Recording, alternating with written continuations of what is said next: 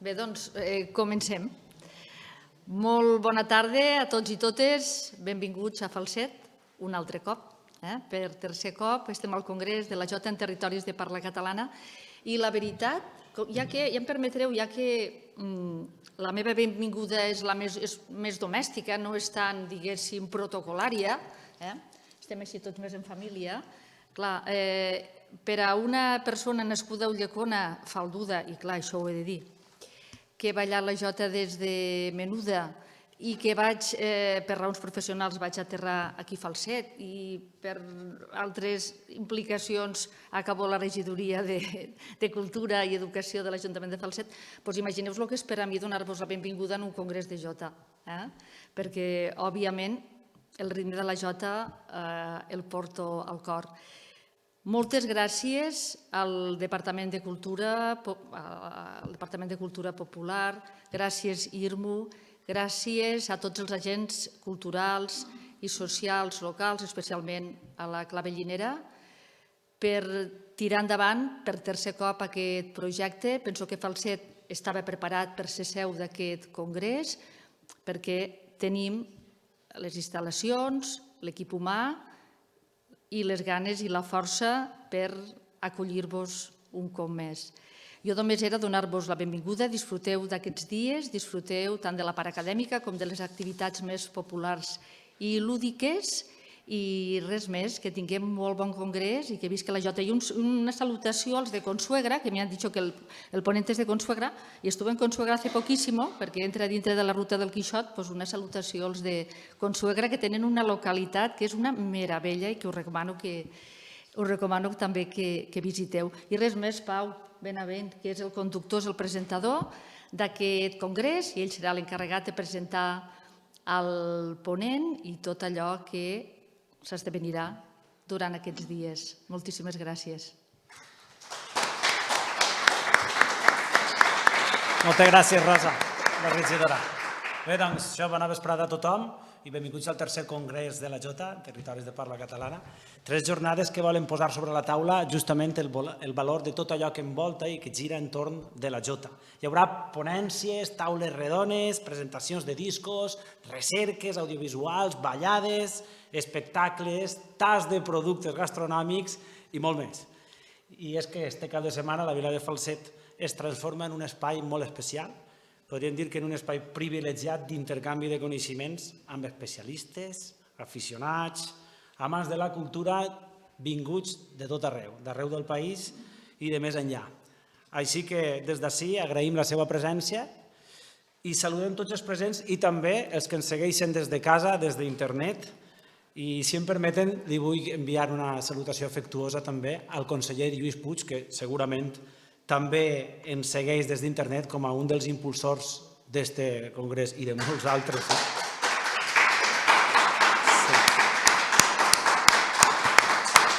Que resta a l'exili de resultes d'eixa ignomínia que tots coneixem i que fa massa temps que dura. Dit això, engeguem el congrés amb la conferència Marc d'avui, que es diu Els gèneres tradicionals i la seva patrimonialització, el cas de la Jota i la seva candidatura a Patrimoni Cultural Immaterial de la Humanitat.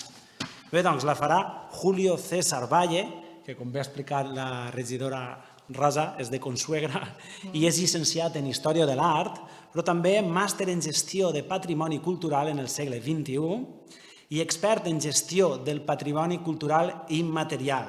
Actualment és gestor de Patrimoni Cultural Immaterial a l'Àbrit Patrimonio, treballant per a institucions com el Ministerio de Cultura y Deporte i l'Instituto de Patrimonio Cultural d'Espanya i altres administracions públiques. Sense més dilació, li donem pas a Julio, perquè després hi haurà un torn breu de paraules d'uns 10 minuts i continuarem el congrés. Moltes gràcies per l'assistència als presents i també als presents virtualment. Endavant, Julio, records d'aquí, des de Falset. Buenas tardes a todos y a todas. No sé si me escucháis.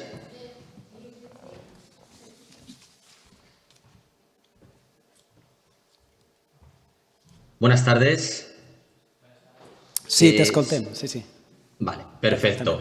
Pues lo primero, daros las buenas tardes desde aquí. No me encuentro hoy en Consuegra, estoy en la provincia de Jaén porque, bueno, tenía otro compromiso también en otro congreso ya agendado desde hace meses y por eso quería también un poco excusarme porque además estoy viendo en las imágenes a muchos compañeros y compañeras y colegas, ¿no?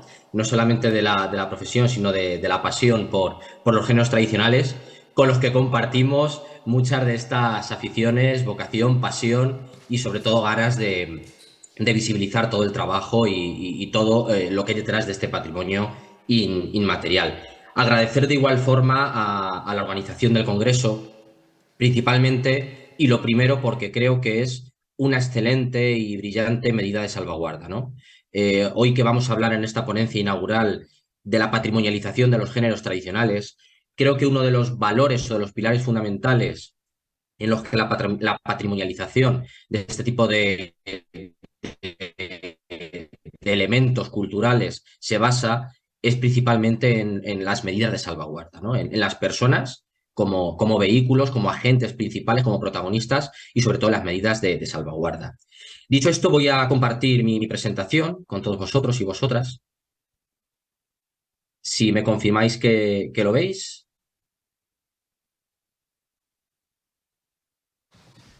Sí, Os agradecería. de moment estem esperant unes modificacions tècniques. Un segon. Vale, vale.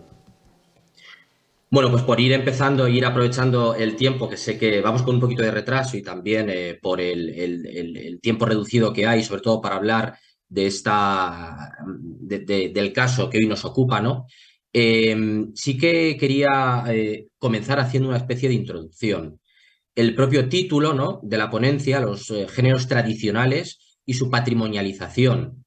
Ya empezamos a hablar de conceptos que nos van a ir indicando en qué camino nos vamos a mover o por qué vías, por qué senderos vamos a andar, desde el concepto de género como tal, asociado a la tradición y sobre todo ese concepto de patrimonialización, que en el caso de las manifestaciones inmateriales y sobre todo de una forma muy intensa desde el año 2003 con la publicación de la Convención de UNESCO sobre la salvaguardia del patrimonio cultural inmaterial, pues hemos asistido a una revisión constante y una evolución totalmente intensa de este concepto, sin olvidar que ya con anterioridad y décadas antes ya se venía hablando de lo que era ese patrimonio etnográfico, el patrimonio etnológico, la tradición, el folclore, ¿no? El concepto de folclore que ya en los últimos tiempos, no desde el plano despectivo, pero sí que ha quedado un tanto manido, ¿no?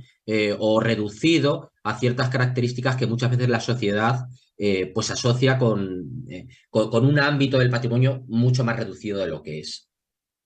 Para ahondar en esta cuestión de la patrimonialización de los géneros tradicionales, el mejor caso que teníamos, y por la temática del Congreso, era el caso que estamos viviendo ahora in situ, ¿no? Que es todo el proceso de candidatura que se está presentando para que la Jota sea declarada, por un lado, manifestación representativa del patrimonio cultural inmaterial de España, y por otro lado, para que pueda ser inscrita en la lista representativa del patrimonio cultural inmaterial de la humanidad de UNESCO. Ahora hablaremos un poquito de lo que supone cada figura, ¿no? Y cómo cómo lo estamos llevando a cabo y lo estamos abordando.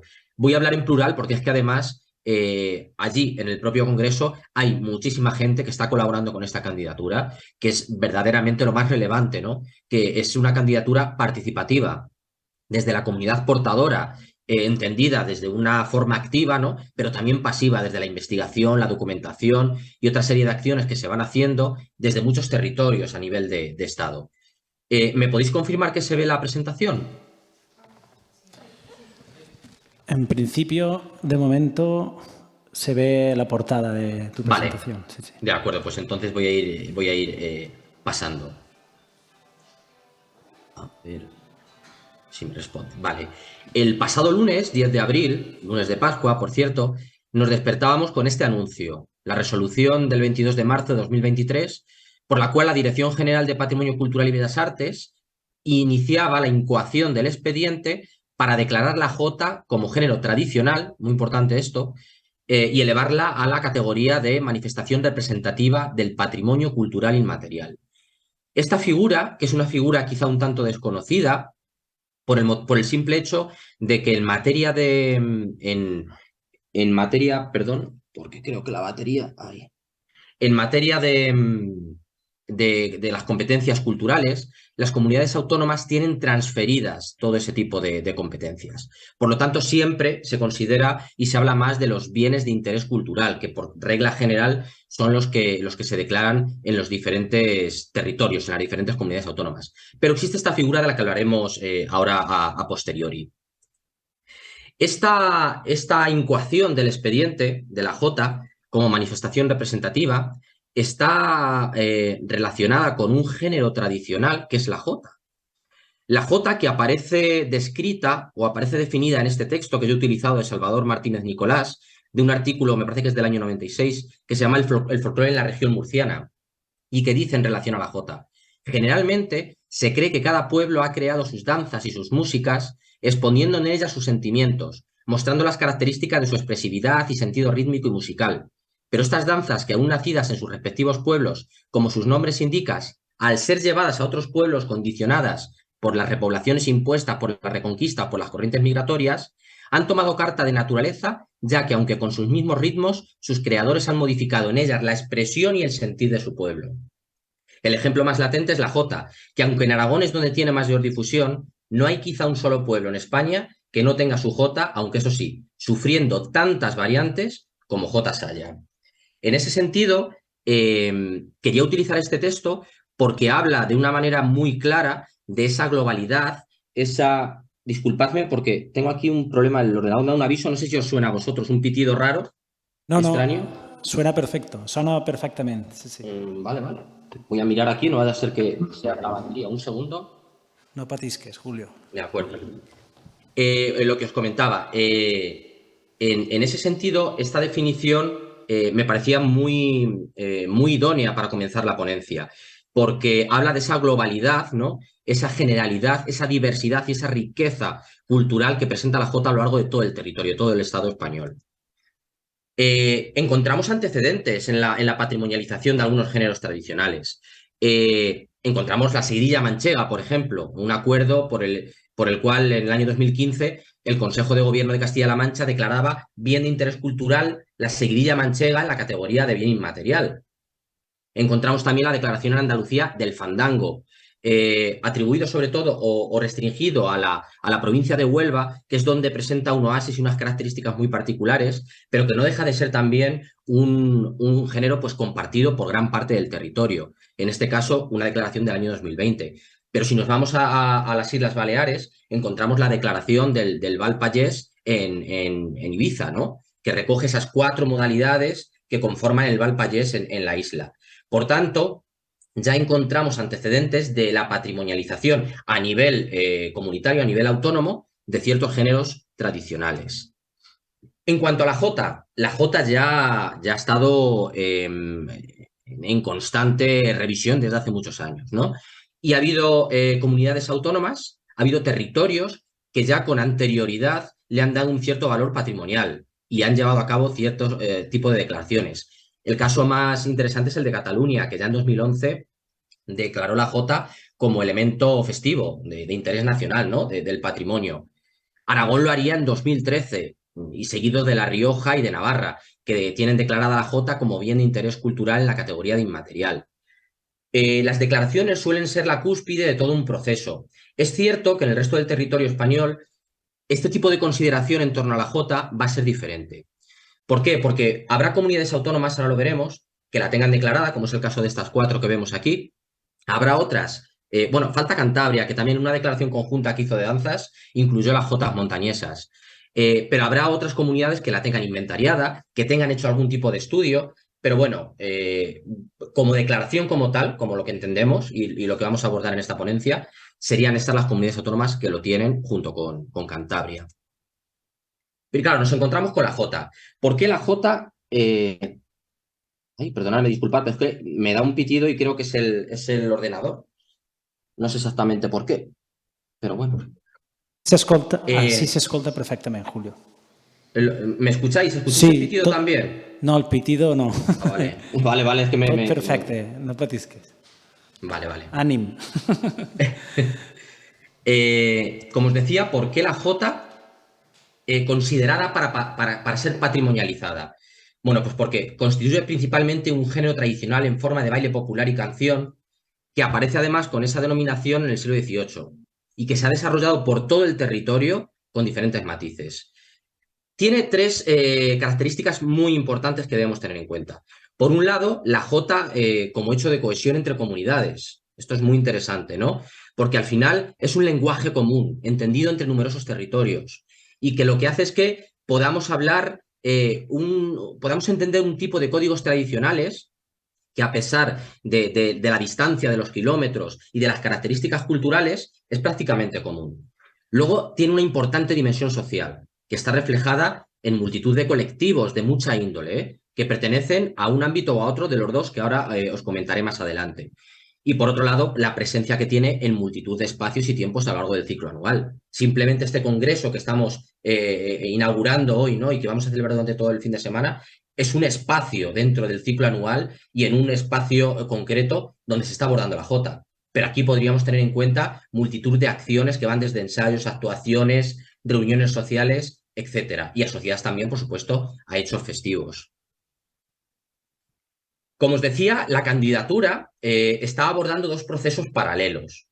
Por un lado, la declaración de manifestación representativa del patrimonio cultural inmaterial de España, que, como os he comentado al principio, ya se ha incoado el expediente y ya está publicado en el BOE. Y por otro lado, la parte de UNESCO. ¿Qué supone la declaración de manifestación representativa? Esta figura de salvaguarda, de protección, podríamos decir, es la que recoge la Ley 10/2005 de Patrimonio Cultural Inmaterial de España, ¿vale? Es una ley que se hizo para aglutinar y para acoger todas esas manifestaciones del patrimonio inmaterial que son compartidas a nivel estatal, ¿vale? Que son compartidas por diferentes territorios y contextos. Esta figura, sobre todo, se utiliza para declarar elementos que están muy relacionados entre unos territorios y otros. Actualmente creo, porque en las últimas semanas se han declarado varios, creo que son 10 las manifestaciones representativas que están declaradas en el Estado. Entre ellas la Semana Santa, el Carnaval, por ejemplo, la Trashumancia, la cultura del esparto. O sea, son manifestaciones compartidas, recreadas y dinamizadas por gran parte de todo el territorio. En el caso de la jota, yo creo que de las manifestaciones representativas, junto con la Semana Santa y el Carnaval, creo que puede ser de las más globales, ¿vale? Por tanto, esta figura de protección, que además se declara mediante Real Decreto, aprobado por el Consejo de Ministros, permite poder acceder o poder elevar ciertas candidaturas a UNESCO. ¿Por qué? Porque funciona con un carácter global. Para presentar las candidaturas a UNESCO, y paso aquí a la siguiente página, es necesario tener claro que tenemos 3 itinerarios, ¿no? A partir de la Convención de 2003, UNESCO, para abordar el patrimonio inmaterial, lo que hace es establecer 3 itinerarios. Por un lado, la lista representativa del patrimonio cultural inmaterial de la humanidad es, podríamos considerar, la más, ¿cómo decirlo?, la más mediática, ¿no? La que conoce más la sociedad, sobre todo porque se asocia a patrimonio de la humanidad, a patrimonio mundial. Por otro lado está la lista, bueno, en este caso la lista representativa del patrimonio cultural inmaterial de la humanidad. España tiene actualmente, creo que son 19 elementos registrados, ¿vale?, inscritos. España se configura como el tercer país a nivel mundial con más bienes declarados, pero a todos los niveles, tanto patrimonio material como inmaterial. Otro de los itinerarios que marca las declaraciones de UNESCO es la lista del patrimonio cultural inmaterial que requiere medidas urgentes de salvaguardia. Esta, lógicamente, pues hay muy pocos elementos escritos. Nadie quiere saber de ella, ¿no? Porque supone inscribir elementos que están en un serio riesgo de desaparición totalmente. Cuando sería todo lo contrario, ¿no? Es una lista que a lo mejor, por su carácter de urgencia, funcionaría muy bien para que los Estados miembros pudieran llevar a cabo políticas de salvaguarda mucho más directas y más serias. Y por último, se encuentra la que a mí personalmente me parece muy interesante, que es el registro de buenas prácticas de salvaguardia. España aquí tiene 4 actualmente registrados, una de ellas además compartida con Portugal, que es el proyecto de Ponte nas Ondas. Y esta me parece fabulosa porque es un reconocimiento a unas medidas de salvaguarda que ya se han ido implementando, se han ido realizando a pesar de que haya una declaración por medio o no. O sea, no tiene por qué haberla. Con lo cual, ya nos está hablando de que es un reconocimiento a un buen hacer en relación a ciertas manifestaciones. Para llegar a UNESCO, las candidaturas que España presenta a UNESCO, es necesario que al menos estén inventariadas o estén declaradas. ¿Qué ocurre con la distribución administrativa que tiene nuestro país por comunidades autónomas? Lo he comentado al principio, las competencias están distribuidas por comunidades autónomas. Por tanto, cada comunidad autónoma que quería concurrir a esta candidatura, pues lógicamente tenía que tener algún trabajo previo hecho. Como hemos visto, no son todas las que tienen ese trabajo previo. Entonces, desde el Ministerio se creyó que teniendo la figura de manifestación representativa, simplemente con incoarlo, ya se podría llevar a cabo todo el proceso de candidatura de UNESCO. Hay que decir que este proyecto es un proyecto que nace años atrás, ¿vale? Y que viene sobre todo propiciado desde el ámbito de la comunidad exportadora de Aragón. Es Aragón quien lleva a cabo toda la labor, ¿no?, inicial de fomentar y empezar a mover la candidatura para declarar la Jota aragonesa Patrimonio de la Humanidad. ¿Qué ocurre? Con el tiempo, esta candidatura se va abriendo, porque claro, es lo que comentábamos, ¿no? Nos encontramos con una candidatura muy diversa, muy global, que recoge pues, muchos elementos repartidos por muchos territorios. Por lo cual, actualmente, pues, se trata de una candidatura, la mayor que España presenta, y que aglutina 15 comunidades autónomas de todo el Estado. El expediente que se está trabajando, como os digo, se está realizando.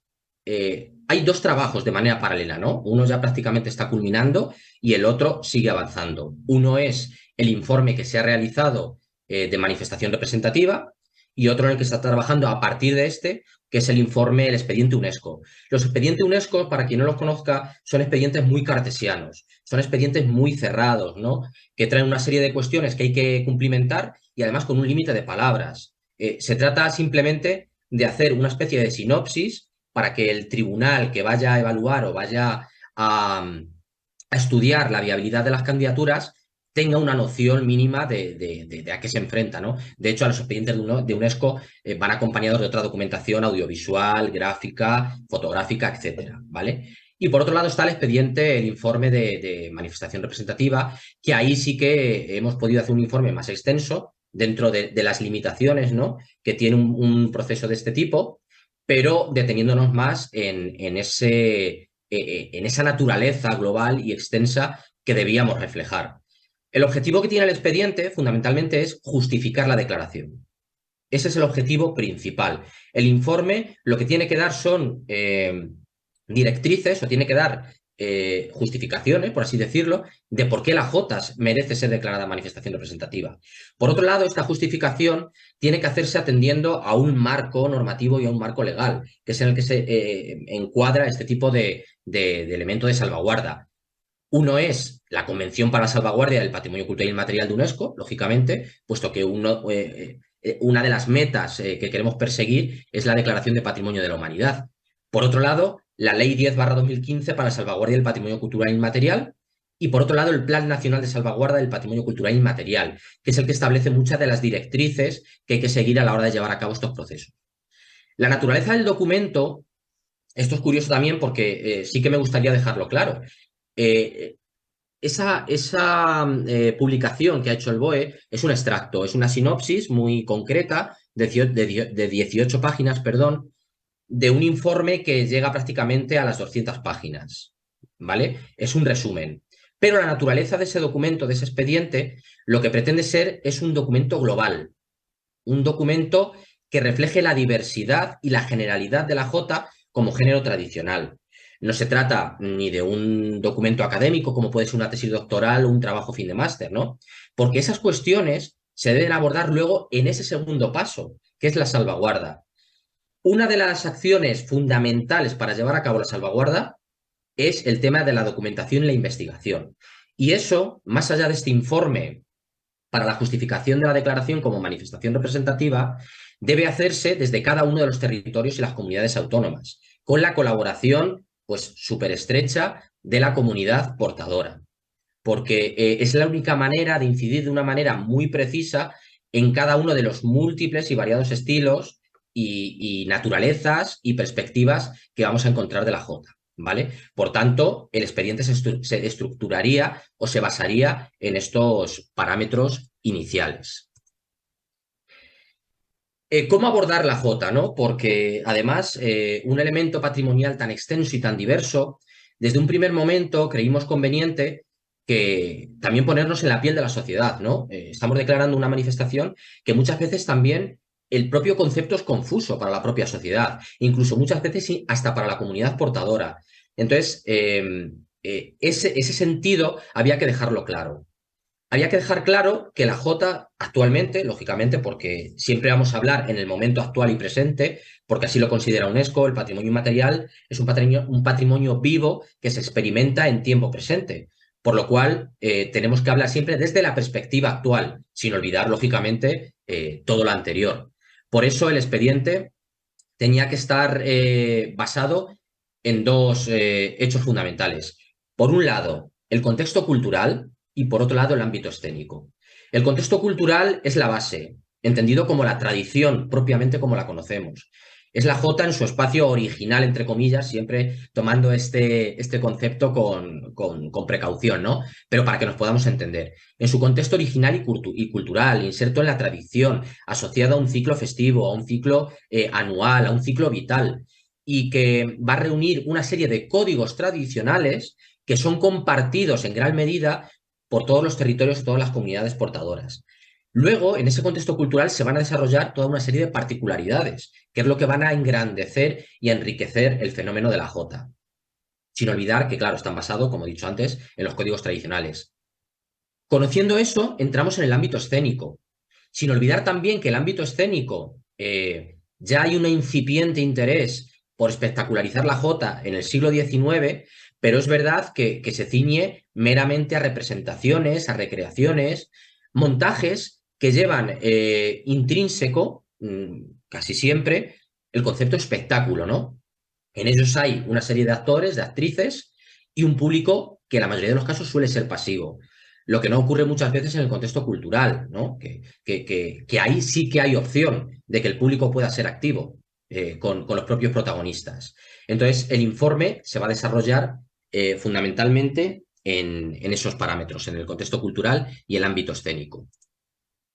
La estructura sigue un esquema que viene dado en muchas ocasiones, bueno, viene dado en la mayoría de las ocasiones desde el Ministerio de Cultura, ¿no? Que tiene una estructura para abordar este tipo de manifestaciones inmateriales. ¿Qué ocurre? Que la naturaleza de las mismas suele ser muy variable, ¿no? No es lo mismo hablar de la cultura del vidrio soplado que hablar de la Semana Santa o hablar de la jota. Por tanto, esas estructuras de estos expedientes se tienen que adaptar de alguna manera u otra pues a la propia naturaleza de la manifestación.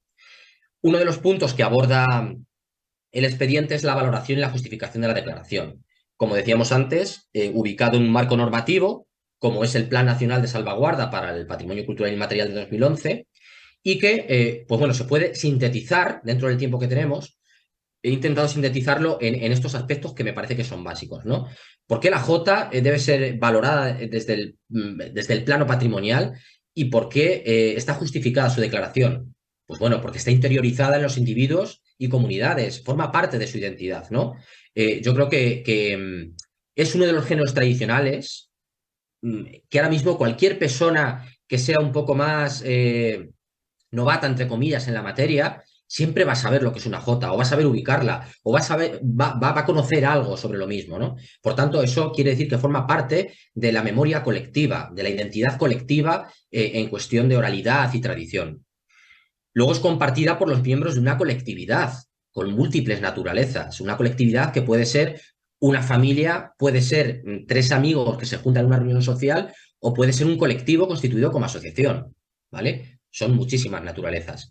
Está viva y es dinámica, y eso se muestra en este tipo de acciones, ¿no? Como este congreso. Demuestra que hay un interés, que hay una comunidad portadora interesada por su salvaguarda y que la encontramos también en cualquier manifestación festiva.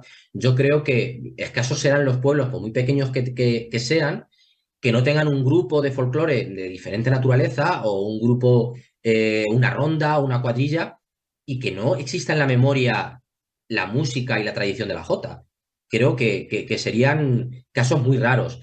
Desgraciadamente, en los últimos tiempos, con todo el tema de la globalización, todo el concepto de la España vaciada y todo este fenómeno, es verdad que estos riesgos se van acentuando. Y a lo mejor sí que nos encontramos con núcleos poblacionales o con contextos donde esto está desapareciendo a pasos agigantados. Luego, además, es transmitida y recreada constantemente también. Y esa transmisión se realiza, además, generalmente desde la infancia, lo que permite que se vayan asimilando unos códigos tradicionales desde el contexto cultural, pero también unas formas de sentirlo y de vivirlo desde el ámbito escénico, ¿no? Tengamos en cuenta que hay agrupaciones que tienen casi los 100 años de antigüedad y algunas incluso los sobrepasan. Por lo tanto, claro, hablamos ya de generaciones, de varias generaciones que han conocido esa realidad y esa forma de transmitirla. Además, es preservada tradicionalmente por una comunidad, está relacionado con lo anteriormente dicho. Forma parte de la memoria colectiva, viva y como una realidad socialmente construida.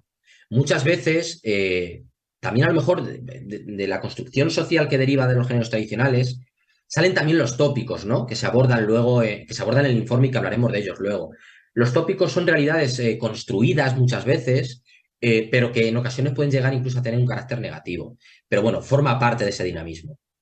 Es experimentada como vivencia, se vive, se siente y además está interconectada con la dimensión material de la cultura. Esto es muy importante, porque al contrario que el patrimonio material, por ejemplo, cuando hablamos si hablamos de patrimonio arqueológico o hablamos de un bien escultórico o pictórico, muchas veces entendemos esos bienes de una manera aislada, ¿no? Se pueden entender, pues tenemos una pintura de Goya y sabemos que puede estar en el Prado o puede estar en una vivienda particular o en una exposición permanente en otro país. Vamos a ver la pintura de Goya. ¿Qué ocurre con las manifestaciones del patrimonio inmaterial? Todo lo contrario, tienen un universo a su alrededor que es mucho más rico y del cual dependen y es lo que aporta las características. En este caso, gran parte de la cultura material, por ejemplo, está relacionada con los instrumentos musicales, sin los cuales sería muy difícil entender la jota tal y como la conocemos. Además, está contextualizada en un tiempo y en un marco espacial, tanto en el contexto cultural como en el ámbito escénico, ¿no? Hay festivales en el ámbito escénico que se han constituido ya como verdaderos referentes. Y dentro del contexto cultural, pues hablamos de multitud de espacios y tiempos. Remite a la biografía individual y a la colectiva. Eso está muy relacionado, sobre todo también con la memoria oral, ¿no? Todo nos puede recordar a nuestros antecedentes, a nuestros padres y abuelos, simplemente por las melodías, por las letras o por las formas de ejecutarlo muchas veces. Se desarrolla, está imbricada en las formas de vida, o sea, forma parte de la vida de muchas personas. Pero no solamente la jota, sino el resto de géneros tradicionales, ¿vale? Que aquí, aunque estamos hablando de la jota, no podemos obviar ni podemos dejar de tener presente que hay otros géneros tradicionales que son compartidos con la jota y que están ahí. No admite copia, en este caso porque no la necesita, porque su diversidad es tan amplia y extensa que no la necesita. Está ritualizada, por supuesto, se siguen unos pasos y está dentro de un marco ritual.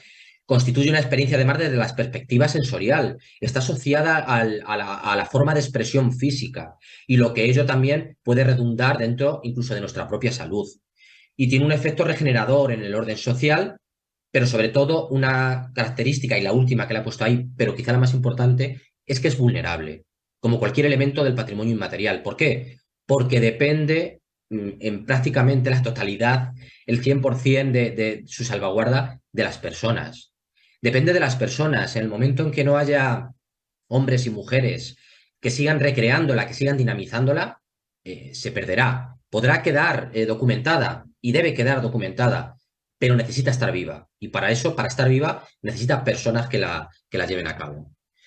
Dentro de esta valoración y justificación de la declaración, pues también hay que aludir a los ámbitos que establece tanto la Convención como la Ley de Patrimonio Inmaterial como el Plan Nacional, y que la Jota está inserta en todos ellos. Los conocimientos tradicionales sobre actividades productivas, todas esas conocimientos, saberes y haceres relacionados, por ejemplo, con la construcción de instrumentos musicales o con la elaboración y el vestir de determinadas indumentarias tradicionales que van asociadas a estos géneros y que no necesariamente están relacionados directamente con el ámbito escénico, sino que hay muchas tradiciones en las que la indumentaria tradicional sigue estando presente. Creencias, rituales festivos y otras prácticas ceremoniales, ¿no? jotas pujadas que se desarrollan en explanadas de ermitas, jotas que están insertas en el repertorio de danzas de los grupos de danzantes, ¿no? Que acompañan a un santo, a una divinidad concreta, a una virgen o a un Cristo en algún momento determinado. Representaciones, escenificaciones, juegos y deportes tradicionales. Incluso canciones infantiles, ¿no? De la tradición que han tenido un carácter de jota, un ritmo ternario y un ritmo que recuerda a la jota y que ha estado presente en canciones y juegos infantiles, por ejemplo. Manifestaciones musicales y sonoras es evidente. Formas de alimentación. Es rara la manifestación del patrimonio inmaterial en nuestra cultura que no lleve asociado la alimentación, la comensalidad, ¿no? Si pensamos en la Pascua de Navidad, en una ronda de Navidad, siempre hay bebidas de Navidad y hay alimentos dulces propios de la Navidad.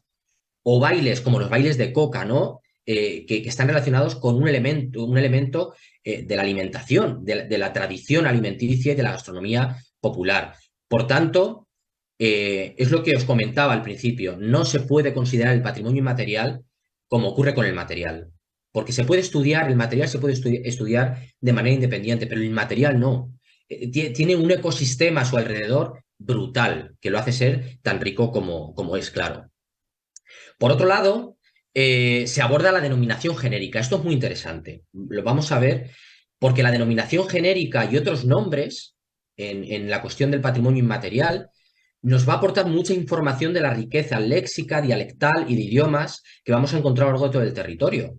Y muchas veces, dependiendo de cómo lo llamemos, incluso hay comunidades portadoras que no identifican estas manifestaciones como si fuera jota, porque tienen otros nombres. Sin embargo, sí tienen las características que reúne la jota. Entonces, una denominación principal que podemos utilizar de manera global y general para todo este contexto diverso es aquella que hace referencia a un género tradicional de música, cante y baile desarrollado de forma extensa por todo el territorio nacional, incluidos en su momento los territorios de ultramar en América y Filipinas, y que actualmente sigue presente. Sobre todo el caso de Filipinas a mí me parece apasionante y súper curioso, porque sigue conservando rasgos identitarios y característicos que nosotros reconoceríamos desde el primer segundo prácticamente. Además, este género tradicional de la jota tiene que ver con un modo de expresión, esto es muy importante, un modo de expresión musical, vocal y de baile popular extendido geográfica y temporalmente, pues como estábamos diciendo hasta el momento actual, con un patrón general que todos podemos reconocer en su base y luego toda una serie de particularidades y especificidades que hacen de la jota pues una manifestación con estas características, diversa, recreada, reinterpretada de forma constante y dinámica por todas las comunidades portadoras a lo largo de todo el Estado. Otras denominaciones genéricas que encontramos, puesto que el informe ha tenido, el informe hace referencia a más de 150 fuentes documentales, entre bibliografía especializada o que esté relacionada, cancioneros, archivos sonoros, elementos, discos publicados, etc. Y bueno, yo he querido recoger algunas de las denominaciones que trae a colación el informe, ¿no? Una es la de Miguel Manzano en su antología de la jota, ¿no? De 1995, en la que él dice que la jota es la denominación general que se le da a este género para referirse en su forma musical a un ritmo básico, ternario, rápido, que se hace totalmente reconocible a los oídos de los intérpretes. Esto es muy importante, se hace perfectamente reconocible. De ahí cuando asociamos con la dimensión cultural que tiene y esa conexión intercultural, ¿no? Julio Guillén, que además me consta que nos acompaña esta tarde ahí, que va a estar también hablando de los géneros tradicionales y de la relación de la jota en este caso, ¿no? Él afirma también, y así aparece reflejado en el informe, que la jota en su forma literaria y musical se conforma de coplas octosilábicas, aquí ya encontramos también toda la parte literaria, que se suelen escribir en 7 periodos musicales, aunque existen más posibilidades. Y en ocasiones, uno o varios estribillos que pueden ser cantados en forma de seguidilla habitualmente. Otro género tradicional asociado directamente. Y luego que estos estribillos también pueden ser instrumentales o solamente de percusión. Porque claro, el mundo material de los instrumentos es brutal también. Javier Barreiro, en el año 2000, habla de la jota diciendo que musicalmente es un ritmo ternario, de agrupación binaria y de aire rápido, que en los distintos lugares en que se practica, pues se ha diversificado incorporando otros elementos propios y que suele sustentar una cuarteta octosilábica. Por tanto, volvemos a encontrar esas características. Una base más o menos común, entendida por todos, un ritmo ternario con carácter general y, sobre todo, con una serie de particularidades que están asociadas pues, a cada contexto donde se ha desarrollado o donde se desarrolla. Otras denominaciones. Vamos a encontrar la J denominada de muchas maneras, ¿no? Por un lado, poniendo, por ejemplo, el apellido al término J para identificar en muchos casos estilos y aires característicos, ¿no? Que puedan definir a un tipo de J. Por ejemplo, una J rabiosa, que se suele conocer en muchos territorios de La Mancha, de la zona de Murcia, de Extremadura, del sur de Castilla y León. Una J rabiosa, ¿no? Por su fuerza, por su vitalidad, pues ya lleva esa apellida y esa forma de denominarla. Muchas veces se suele decir, toca la rabiosa, y ni siquiera se alude a la palabra J. Ya se sabe que es una J. De forma más concreta, identitaria, por ejemplo, para designar tipologías asociadas a actuales demarcaciones administrativas o a comarcas naturales. J aragonesa, que es la que más conocemos, J manchega, J castellana, J serrana, J huertana, por ejemplo, aludiendo y adquiriendo también la denominación de las localidades o las toponimias en las que se encuadra, muchas veces, ¿no? Pues J de Villalbilla de Arriba, me lo acabo de inventar, pero por poner un ejemplo, ¿no? Porque bien o la J se recogió allí o simplemente forma parte de un grupo escénico que está allí y la lleva porque la coreografió en un determinado momento, pero lleva ese sobrenombre, ¿no? Por otro lado, también esas jotas que hacen honor al portador o portadora que la enseñó en su momento, la que la compuso o que simplemente interpretó con un estilo tan característico e identificativo que la convirtió en icónica para la comunidad. Y ahí también vamos a encontrar multitud de ejemplos repartidos por todo el territorio. De hecho, todos los que estáis ahí, que seguramente habéis hecho trabajado, vamos, habéis realizado trabajo de campo, sabréis que muchas veces pues, se identifica así, ¿no? La J de la tía Juliana, la J del tío Albertos, como dicen en mi tierra. Al final, para identificar de dónde viene, ¿no? ¿Quién la enseñó? Y qué mejor manera también de mantener esa memoria oral que haciendo alusión a esos portadores que tan importantes han sido y son para la documentación de este tipo de géneros. Otras denominaciones aluden a hechos sociales y modos de expresión, ¿no? Las jotas de picadillo, las jotas de quintos, que están asociadas a una práctica, a una expresión también, antiguamente además extendidas por todo el territorio, o una jota de ronda, ¿no? Que hace alusión a ese hecho social, al hecho social de rondar, de salir a rondar. Con acepciones también que hacen alusión a actividades concretas de la vida cotidiana que incluso hoy ya están desaparecidas como tales, como puede ser la siega, puede ser la vendimia, puede ser la matanza, etcétera. O luego también denominaciones relacionadas con los instrumentos musicales con los que se ejecuta, el tipo de afinación, la tonalidad empleada o los toques tradicionales, la jota del uno, por la liriana, la aragonesa. O sea, hay multitud de denominaciones que con el simple hecho de esa denominación ya nos están hablando de muchísimas características que definen estilos y aires pues muy identificados e identificativos y representativos. Las denominaciones según el contexto territorial también encontramos según las comarcas de las diferentes comunidades autónomas, lo hemos visto antes, ¿no? Ahí, además, se ha desarrollado todo un mapa léxico y conceptual para referirse al elemento. El expediente, el informe, recoge hasta 55 formas diferentes de denominar la J desde el punto de vista dialectal y conceptual. Es una muestra, yo estoy seguro que hay muchísimas más. Y si todos hiciéramos trabajo de campo exhaustivo en nuestras comarcas, encontraríamos muchas más formas de denominación, ¿no? Que atienden pues, a esos dialectos y a esos otros lenguas oficiales que tenemos en nuestro territorio. Otro apartado, ¿no? Y siempre que este es uno de los que ha sido siempre más polémico, ¿no? Que es ese de los orígenes documentados o atribuidos. Aquí he querido rescatar una cita de Gustavo Couto Rodríguez de 2012 en un trabajo que hizo sobre la J en el territorio gallego y que él decía que su intención no era justificar ni buscar el origen de la J, ya que cuanto más buscamos en su procedencia, siempre son más los interrogantes que se presentan. La J como tal, los orígenes, ahora mismo no tenemos nada que nos pueda decir a partir de aquí. Hemos ido investigando, documentando y encontramos pues mucha documentación y mucho material que nos habla de la J como hoy la conocemos, o por lo menos en una fase previa, antes de sufrir toda la evolución a lo largo de estos 2 últimos siglos, o documentos que hacen referencia a cuestiones que se podrían interpretar como indicios o orígenes de la jota. Siempre todo esto con precaución, por supuesto. ¿Qué ocurre? Que la jota, estos orígenes documentados, llevan aparejados toda una mitología y una leyenda de la tradición oral, que esto es muy importante y además muy enriquecedor, que habla de la jota pues prácticamente desde orígenes islámicos. Todos conocemos la leyenda de Abenhot, ¿no? Que va desterrado de Valencia y en sus destierros y en sus encierros, ¿no? Empieza a componer las primeras coplas de jota. Todo eso, toda esa leyenda, esa tradición oral asociada a esos orígenes atribuidos a esa mitología, enriquece muchísimo esta manifestación.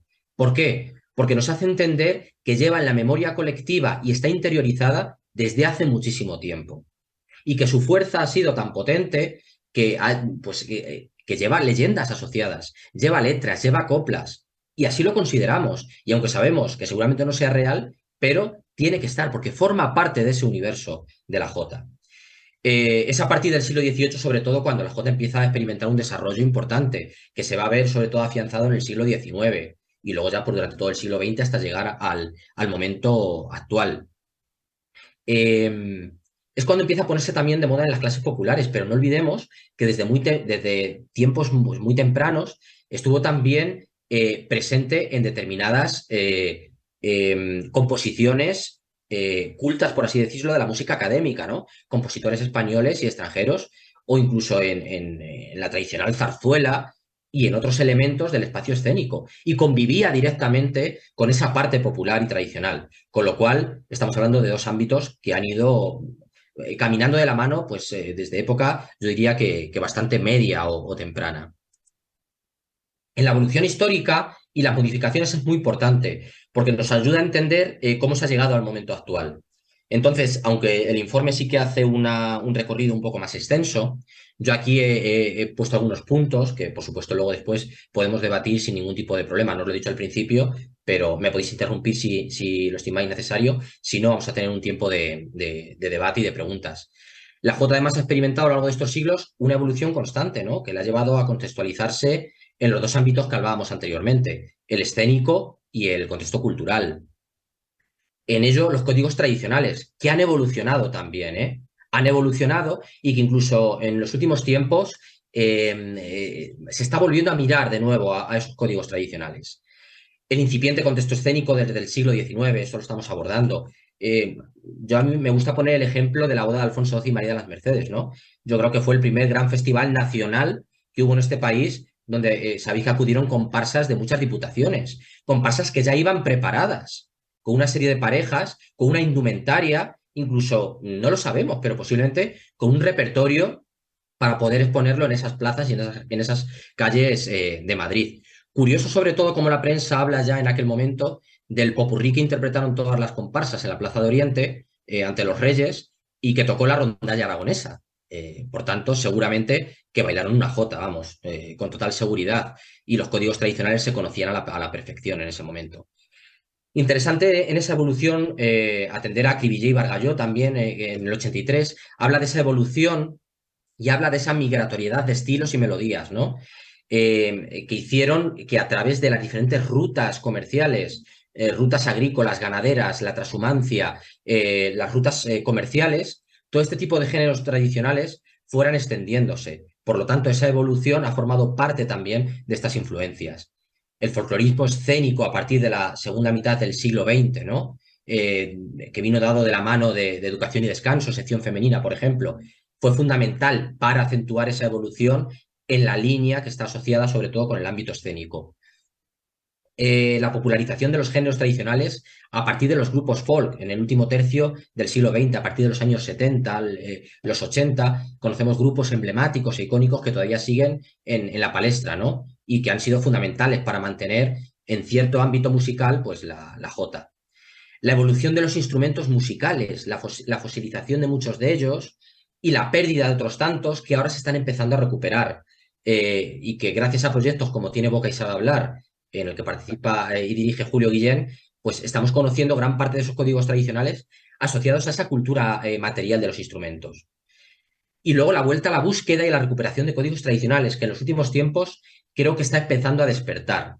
¿vale? Estamos, creo que, despertando de un letargo en el que creímos que ya estaba todo hecho, que todo estaba aprendido, que todo estaba documentado, investigado, y nos damos cuenta que no, que aún hay mucho que hacer, hay mucho que compartir y por eso os decía al principio que este tipo de acciones, este tipo de eventos son fundamentales para ello. Como sé que vamos apurados de tiempo, voy a pasar un poco ya por encima porque, bueno, esto seguramente lo vamos a comprender perfectamente, que es la parte del marco temporal y el marco espacial que aborda el informe. En el marco temporal, por supuesto, aquí pongo algunas cuestiones, pero que el informe desarrolla mucho más, de una manera mucho más pormenorizada. Y el marco espacial, ¿no? Que va desde los entornos rurales donde se ha desarrollado el contexto cultural, sin olvidar también los contextos urbanos, que los contextos urbanos ya a finales del siglo XIX y principios del XX, con esa migración que empezaba a haber de los pueblos a las ciudades, había ciertos barrios que mantenían esta música tradicional luchando contra los nuevos géneros que ya entraban, ¿no? Y que Menéndez Pidal ya decía en el siglo XIX que venían a arrinconar a la seguidilla y a otros géneros de la música tradicional española. Luego, en los marcos espaciales, pues es que cualquier escenario que reúna unas condiciones va a servir para el desarrollo de la Jota. Plazas, ermitas, espacios representativos que están asociados de manera icónica a ciertas prácticas, festividades, rituales. Y luego también, muy interesante, los espacios físicos de los medios de comunicación, los platós de programas de televisión, incluso algunos Got Talent, como el que tiene la televisión autonómica de Aragón, ¿no? Hot Talent me parece que se llama, donde la Jota tiene un hueco, una cabida, adaptada a unos nuevos gustos en los medios de comunicación y también de los usuarios que consumen este tipo de productos en la televisión. Con lo cual, este universo se va expandiendo, se va engrandeciendo totalmente. La caracterización y los elementos fundamentalmente están relacionados con tres aspectos básicos, que es la música, que sirve de acompañamiento al canto y de soporte rítmico al baile, el baile como expresión corporal y personal, que tiene una dimensión social, y el canto, ¿no? Con su diversidad de estilos y la importancia de las letras y toda la tradición de la literatura oral asociada. Estos tres ámbitos pueden intervenir todos a la vez o combinarse de forma diferente según los estilos que encontremos en cada territorio. Por último, las organizaciones, la implicación y la percepción social que queda reflejada en este informe. Su desarrollo ha partido pues, del seno de colectivos, asociaciones, grupos y personas individuales que durante todo el año y desde hace décadas vienen trabajando por y para la música tradicional y los géneros populares. La participación de las comunidades portadoras en el desarrollo del proceso de candidatura es importante porque es uno de los pilares de la Convención de 2003 y es uno de los pilares que establece la Ley de Salvaguarda, el Plan Nacional y también las diferentes normativas autonómicas que rigen la gestión del patrimonio cultural en cada una de nuestras comunidades. En ese sentido, la metodología empleada pues siempre ha partido desde el Ministerio con la representación de las comunidades autónomas, con sus técnicos de patrimonio, que son las personas encargadas de llevar esa gestión, que han sido los que han funcionado a modo de punto focal, ¿no? De representantes para contactar con la comunidad portadora. Siempre se ha intentado que haya una representatividad equilibrada entre el contexto cultural y el espacio escénico. Es cierto que dependiendo de la naturaleza de los diferentes territorios, esto ha habido que adaptarlo. Aún así, es un proceso que sigue abierto y que, lógicamente, si ha sido muy participativo, debería de serlo más. Con lo cual, sigue abierto, sigue estando sobre la mesa y cualquier persona, cualquier colectivo puede col·laborar sin ningún tipo de problema. Julio, Sí. ara que em ve el cap també en això que deies de la importància dels agents que treballen, també per situar un poc a Catalunya em ve el cap també la feina que fan les cases regionals, per exemple el Centre Aragonès de Barcelona, que és molt potent també en relació a la Jota. Avisar-te simplement que pel temps que ens queda estaria bé obrir un torn de paraula, uns 10 minutets. Si vols concloure i obrim el torn de paraula... Sí, yo voy a concluir ya, si te parece, y arrancamos con el turno de palabra que me parece bastante interesante. La impronta de la Jota no voy a entrar porque creo que todos somos conscientes también de la presencia que ha tenido. La interpretación y los simbolismos, con este texto de Sergio Bernal que me parece muy interesante porque habla y dice que las coplas de la Jota abarcan todo tipo de temáticas y sirven de vehículo para manifestar devoción, admiración, amor, orgullo, crítica, humor, la vida cotidiana. Me parece súper bonita esta frase. La proyección internacional, ¿no? la presencia, con la presencia española en muchos territorios en época colonial, pues bueno, la música española estuvo presente y fue fundamental para la derivación y la evolución de muchos géneros musicales. La salvaguarda, aquí es fundamental enfocar la salvaguarda desde el plano desde el punto de vista escénico y desde el punto de vista del contexto cultural, porque son ámbitos totalmente diferentes. Y además, dentro de cada uno de ellos, cada contexto cultural, cada contexto territorial tendrá unas particularidades que tendrán que llevar asociadas unas medidas muy particulares de salvaguarda, atendiendo principalmente a la comunidad portadora que la desarrolla y sobre todo a las condiciones a las que se enfrenta, ¿no? Teniendo en cuenta la revisión legislativa, por supuesto, los riesgos y amenazas, que aquí entraríamos para hablar en un debate intenso, os aseguro, porque son muchos los riesgos que están presentes en el patrimonio inmaterial y en concreto en la Jota. Y bueno, pues las propuestas de salvaguarda que sería toda esa fase posterior a la candidatura en la cual, pues bueno, ya hay que trabajar, como os digo, desde cada territorio, sería lo ideal para hacerlo de manera exhaustiva, y trabajando desde la transmisión, la identificación, la protección, la promoción, el fomento, la difusión y la revitalización. Y termino con esta fotografía, hablando del futuro, ¿no? Con esto quiero decir que creo que el futuro no está en conseguir la declaración como tal. Es muy importante llegar a ella, porque aporta visibilidad y puede aportar y debe aportar compromiso social, administrativo y político. Pero yo creo que la importancia radica en todo el proceso que estamos llevando a cabo y en el que se pueda llevar después.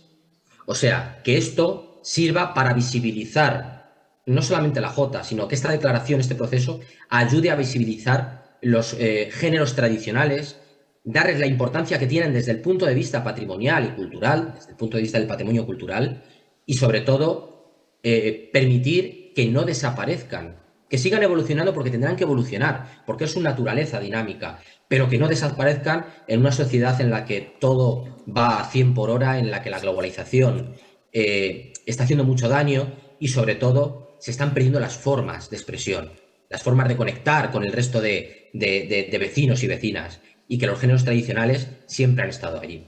Sin más, agradeceros la atención prestada y pediros disculpas si en algún momento ha habido algún error técnico, como el pitido este que todavía me sigue sonando y no sé lo que pueda ser. Y por supuesto estoy a vuestra disposición para cualquier cuestión, pregunta al respecto.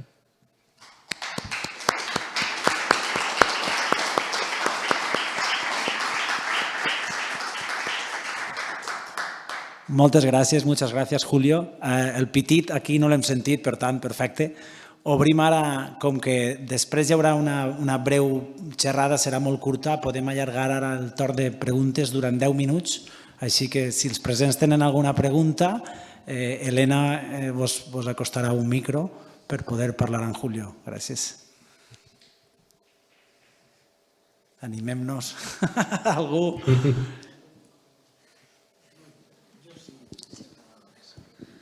Hola, buenas tardes. ¿Se me oye, Julio? Perfectamente, Marc. Ah, vale. Bueno, pues en primer lugar felicitarte por esta charla que nos has dado y quería, más que una pregunta, es una reflexión, porque creo que más allá de que se consiga la declaración de la UNESCO, simplemente por el hecho de haber llevado adelante el proyecto de la declaración de manifestación aquí en el Estado español, creo que es interesante porque, como bien has dicho, todas las dimensiones que tiene la Jota pueden al mismo tiempo hacernos reflexionar como sociedad de otras manifestaciones que también sería interesante, si no quizás declararlas para protegerlas, sí que por lo menos tener un mayor conocimiento de ellas, porque como bien has dicho, parece que todo ya estuviese bien documentado, todo estuviese bien estudiado y creo que al final esto también ha puesto un poco en evidencia de que evidentemente así no era. I bueno, pues eso, abro també la reflexió per als companys i companyes que estan així en sala per a veure si algú vol animar-se. Gràcies y gracias, Julio. A ti, Marc. La verdad es que llevas toda la razón. Muchas veces yo soy una persona muy crítica con las declaraciones. Por supuesto, estoy a favor, porque tiene que haber una herramienta de salvaguarda y tiene que haber una herramienta legal que esté amparada pues, por normativas en las que la administración, sobre todo, tenga también una responsabilidad. Pero no toda la responsabilidad es de la administración en ese caso. Por eso creo que es fundamental, las declaraciones son fundamentales, pero no porque se lleguen a conseguir, porque luego, pues sí, tenemos un título, ¿no? Sino por lo que hay que trabajar previamente y a posteriori.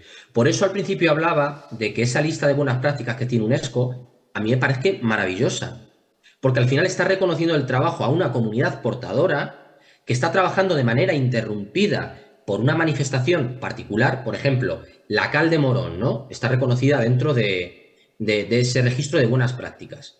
¿Por qué? Porque hay una comunidad portadora, que es la de los caleros y caleras, que siguen trabajando para conservar esos conocimientos tradicionales. No les ha hecho falta una declaración, simplemente la intencionalidad de tener un apoyo de UNESCO, y esa lista ya les ha permitido tener un reconocimiento, una visibilidad. Por eso me dan miedo las inscripciones en la lista representativa, tanto de patrimonio mundial como de patrimonio inmaterial, porque parece que llegamos a la cúspide, ¿no?, del iceberg, pero es que abajo está todo el iceberg. Y creo que queda mucho por hacer, y además estamos, aunque ya lo decía, lo he dicho anteriormente, los grandes folcloristas del siglo XIX, Menéndez Pidal, ya avisaban a finales del XIX que estaba todo perdido, que no quedaba nada. Estamos un siglo y pico después y todavía queda, pero ahora sí creo que está ocurriendo ya de verdad. Ya las últimas generaciones, la última generación que queda, que lo haya conocido todo esto de manera directa o que lo siga conociendo de manera directa, está sometida a muchos riesgos. Y luego, por supuesto, hay territorios donde el contexto cultural se ha perdido y ha quedado relegada la jota al ámbito escénico. Y ni tan mal, porque gracias a ese ámbito escénico sigue habiendo algo. Y a lo mejor gracias a ese ámbito escénico se puede seguir escarbando. Y aunque a lo mejor se puede hacer algo de arqueología, esa arqueología a lo mejor sí puede servir para llevar a cabo revivals, ¿no?, o resurrecciones que, bueno, ¿por qué no?, pueden llegar a formar parte del patrimonio inmaterial. Es una reflexión súper acertada y sobre todo súper interesante. De hecho, yo no pude ir, pero el mismo hace 2 días, sin más, Fermín, que tengo aquí a mi lado, fue de recopilación y todavía sacó material que no existía. Hasta que no se documenta no existe nada, evidentemente. Pues bueno, algú més vol parlar? Si algú més vol parlar al teu costat, a la teva esquerra. Bueno, pues quería preguntar que si en la declaración esta de la UNESCO también está incluida la jota de otros países, como por ejemplo Costa Rica, México o Argentina. Esa cuestión, en un primer momento, la tuvo en cuenta el Ministerio, porque además, claro, está presente de muchas maneras, no solamente por la comunidad portadora que forma parte de esos países, sino también por toda esa inmigración española que está en otros países y que gracias a asociaciones como las casas regionales o las casas de España en muchos países, se han mantenido estos géneros tradicionales. En un principio, el Ministerio sí que tuvo en cuenta esta cuestión. ¿Qué ocurre? Que prefirieron hacerlo de momento por separado porque la declaración no impide que luego después se puedan ir adhiriendo a otros países. O sea, que se puede conseguir la inscripción y a posteriori trabajar con otros países. También es cierto que es más fácil hacerlo a posteriori, que organizar toda la declaración con varios países en conjunto, que es un lío monumental, por lo que puede implicar. Pero eso no quita que a posteriori, pues Filipinas, México, Chile, puedan añadirse a esa candidatura sin ningún tipo de problema. Y otra pregunta relacionada es que si para la declaración hace falta la colaboración de los gobiernos o con la comunidad ya está. Porque, por ejemplo, no creo que el gobierno de Estados Unidos esté muy de acuerdo con hacer algo así teniendo jotas en su territorio. Es necesario el apoyo del Estado. De hecho, no es la primera vez que una candidatura no llega a buen puerto. Sobre todo ha ocurrido en alguna compartida por países, ¿vale?, donde han tenido elementos en común. Y no es la primera vez que ha ocurrido que algún país o algún político de turno en un momento determinado se haya negado a firmar la declaración, ¿no? Entraríamos ante un problema, claro, es un problema político, más que otra cosa. Pero no suele ser lo habitual. ¿Por qué? Porque identitariamente hay aspectos del patrimonio inmaterial, muchos, diría yo, que son delicados en ese sentido. Entonces, no creo que ningún político, bueno, a lo mejor estoy hablando también desde el desconocimiento, ¿no?, hay que ponerse también en el contexto cultural de cada país. Pero, por ejemplo, en España, a mí me parecería muy lógico que cualquier político pudiera pudiera negarse, ¿no?, a esta declaración, por lo que ello implica. Si es que es la primera declaración que España lleva a UNESCO con prácticamente la totalidad del territorio, con un lenguaje compartido en la totalidad del territorio, con lo enriquecedor, diverso y no sé, incluso hasta mágico que es eso, ¿no? Porque reúne todos los requisitos que pide UNESCO, totalmente, que es la forma de compartir, la integridad, la inclusividad. Por tanto, puede pasar, porque yo ya no me asusto de nada, ¿no?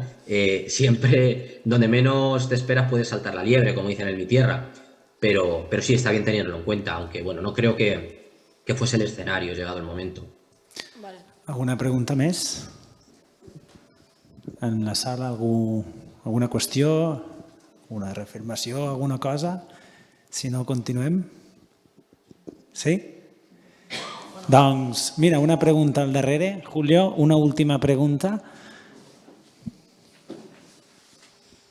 Bé, el meu és més que res preguntar, este expedient hi ha alguna forma de trobar-lo? Està el penjat a algun lloc? Sí, el informe ahora está, la incoación, cuando se incoan los elementos en las manifestaciones, el informe está en manos del Ministerio. Entonces el BOE en su publicación, el otro día en la incoación, dice la manera de poder conseguirlo, ¿vale? Se puede consultar presencialmente si se quiere en la Subdirección General, pero se puede solicitar también vía telemática al Ministerio de Cultura. Entonces ellos me parece que habilitan un enlace para poder, no sé si descargarlo o consultarlo online y poder examinarlo, porque luego se abre un periodo de alegaciones de 10 días, en la cual pues cualquiera, incluso de los que estáis ahí, podéis hacer vuestras aportaciones, podéis hacer vuestras correcciones, porque eso lógicamente va a enriquecer. No olvidemos que es lo que comentábamos antes y lo que reflexionaba también Marc cuando tomaba la palabra. Al final, este expediente, lo bueno que tiene también este tipo de informes es que se puedan realizar de forma conjunta y además que puedan generar toda una documentación que vaya asociada. Por si en un momento determinado se puede consultar el informe, pero que también se pueda consultar todo el material derivado del trabajo de campo que se ha hecho. Porque, por ejemplo, unido a este informe hay un material de varios cientos de formularios que se han repartido por todo el territorio, de imágenes, de fotografías, de audiovisuales, que todo eso es lo que es interesante y debe de ir enriqueciéndose con el tiempo. Por eso comentaba que muchas veces la responsabilidad no está tanto, ¿no?, o todo el tanto por ciento de la administración, sino que nosotros, me incluyo yo también como comunidad portadora, tenemos que estar un poco al tanto de eso, ¿no?, e intentar posibilitar todo ese compendio de documentación que ayude también a generaciones futuras y que enriquezca esos archivos y ese material asociado a la candidatura. Gràcies. D'acord. Julio, moltes gràcies. Agraïm molt la teua paciència i la teua predisposició. Disculpes pels problemes tècnics, també per l'escurçament del temps, que l'hem reduït. Estàs ahí, perdó. I doncs, moltes gràcies per estar així present i compartir els teus coneixements. Muchas gracias, Julio. Muchas gracias a vosotros. Ha sido un placer. Me hubiera encantado estar allí con todos y todas, sobre todo, no solamente por el Congreso, sino por los tiempos de compartir, que son los mejores luego. Cert, és així. Compartir és molt Espero bonic. que lo paséis fenomenal y que el Congreso sea todo un éxito, de verdad. Muchísimas gracias y enhorabuena. Gràcies a tu. T'esperem. A la pròxima.